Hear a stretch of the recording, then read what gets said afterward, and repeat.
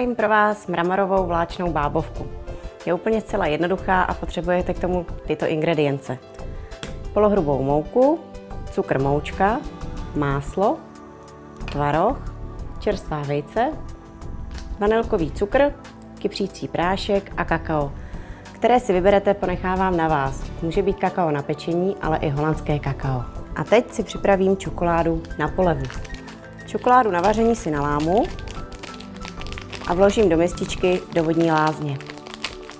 Zatímco se nám čokoláda bude rozpouštět, můžeme se pustit do bábovky. Bábovka už nám tady hezky voní, tak si ji půjdeme vyndat z trouby. A ještě horkou budeme moci začít polívat. Poleva má konzistenci, tak aby se vám dobře polívalo.